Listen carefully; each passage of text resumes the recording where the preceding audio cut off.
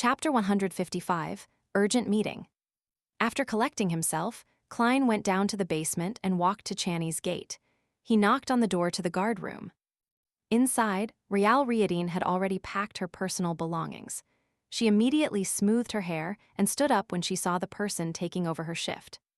After greeting each other with a nod, Klein suddenly said, "I've had some success with grasping my potion and have shared my experiences with Fry and the rest. You can ask them about it." Rial, who typically didn't have much of an expression, looked at Klein with a little shock.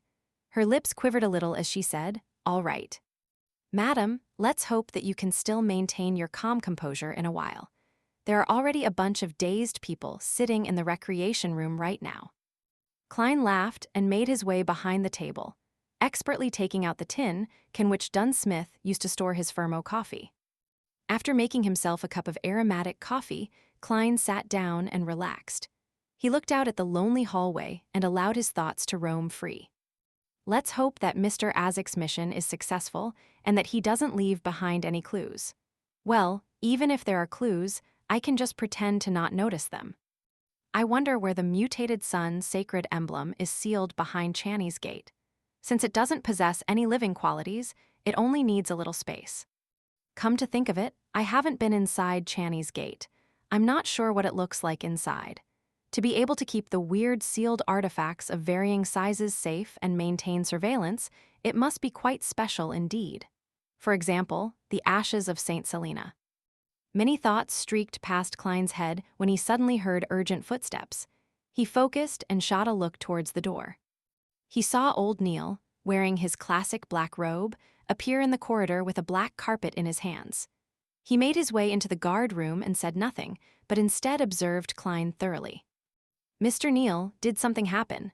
Klein let out a dry chuckle and took a sip of his fragrant coffee. Old Neil sized him up and sighed. "To think that you would find inspiration from the maxim of the mystery priors and Dolly.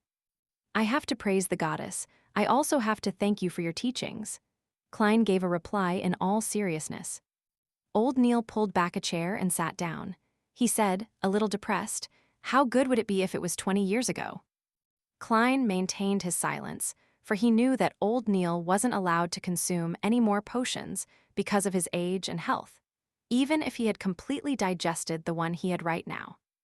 Under such circumstances, anything he said would have agitated him.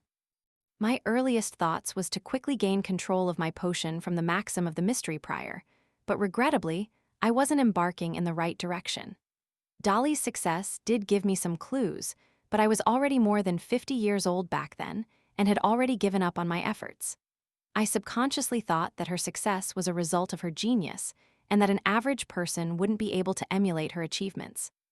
Old Neil rubbed his temples as he described his disappointment. He was silent for a few minutes before he lifted his head. He looked at Klein. "It sure is regrettable that only now do I understand what I've missed out on at this age." Old Neil should have had a faint understanding of the acting method. He immediately understood what happened after I shared my experiences. Klein consoled, "It wouldn't have made too much of a difference. The church doesn't hold the sequence 8 corresponding to mystery prior. Perhaps the Holy Cathedral does have it. No, if they have it, they would at least tell us its name. It's also possible that the underground market might have it." Old Neil muttered. He shook his head as he stood up. He laughed and said, "At least I didn't lose control, and I've lived healthily for decades. Praise the lady." He drew a crimson moon in front of his chest and left the guard room a little dejected. He had lost his usual shrewd look. Klein looked at old Neil's back and suddenly let out a long sigh. He was even more perplexed as to why the higher-ups of the church would hide the acting method.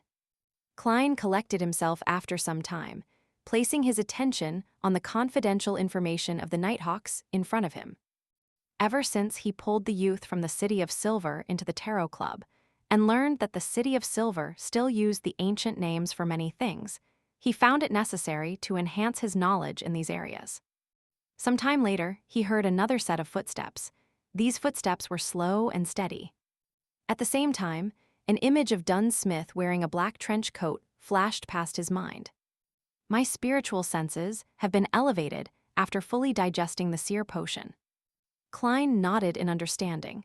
He saw the captain a few seconds later. "A letter for you." Dunn extended his right arm and flicked his wrist, tossing the letter over to Klein. Klein lifted his hand and tried to grab the letter, but be it his judgment or reaction, he missed. "Puh." The letter fell onto the floor, leaving Klein's right hand extended awkwardly in the air.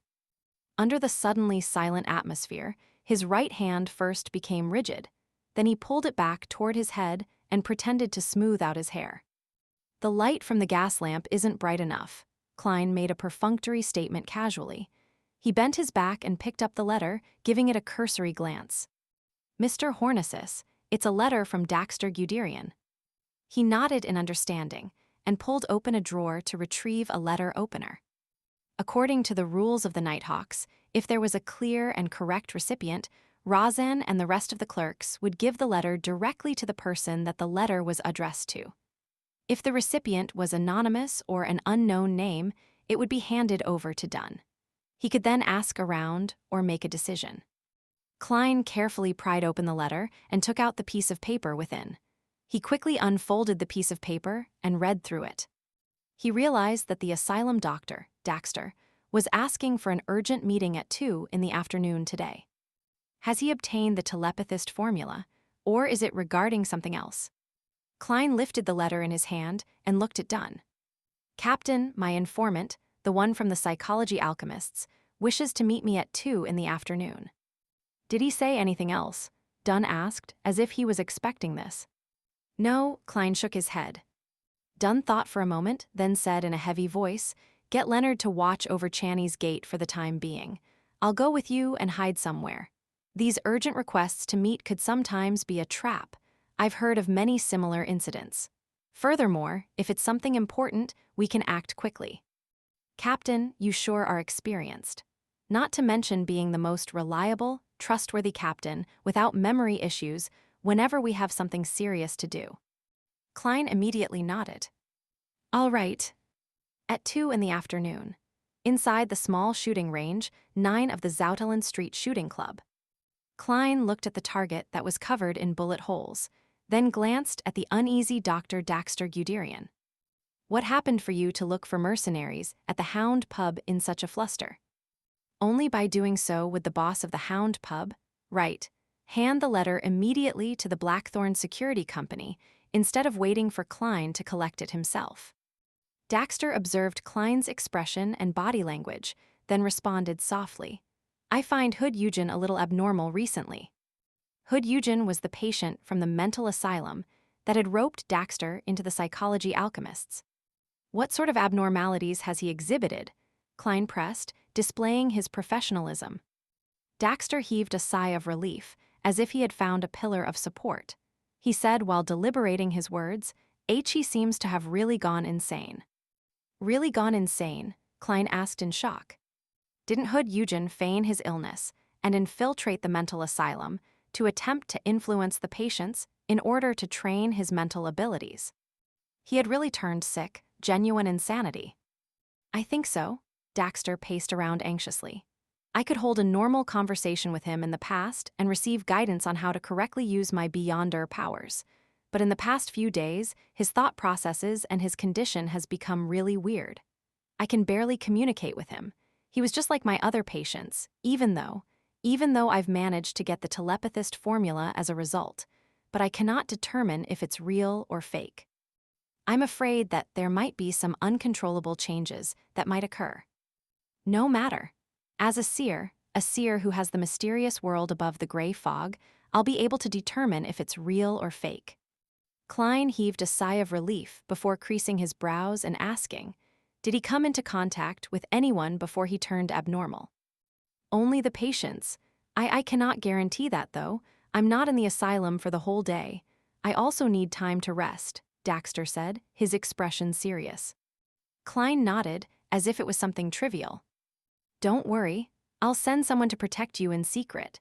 You should find out who Hood Eugen has come into contact with as soon as possible. Also, you have to be careful. He might be testing you. You should also report this to the members of the psychology alchemists and see how the higher-ups of your organization react." "All right." Daxter propped up his golden spectacles, recovering the calm of a spectator. He then took out a piece of paper from his pocket and handed it over to Klein. This is the formula for the telepathist potion, but I cannot guarantee its authenticity. We will verify it. Klein smiled in response. He unfolded the piece of paper on the spot and looked at it. Main ingredients: the complete pituitary gland of a mature rainbow salamander, 10 ml of spinal fluid from a Farsman rabbit.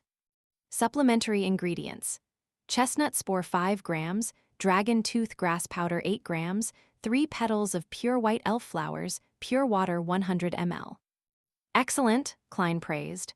He folded the piece of paper and stuffed it into the inner pocket of his tuxedo. After exchanging a few more words and ascertaining that the voices which Daxter was hearing were subsiding, Klein bade him farewell. He cautiously made his way to the shooting range reserved for the Nighthawks. Dunn Smith was waiting inside. Captain, the informant gave me the telepathist formula to thank me for helping him control the side effects of the potion, but he cannot determine the authenticity of the potion. Klein handed the piece of paper to Dunn with a stern expression. Furthermore, he mentioned something else. Dunn read the formula as he listened to the concerns about Hood Eugen. After that, he nodded. I'll immediately assign manpower to keep the mental asylum under surveillance.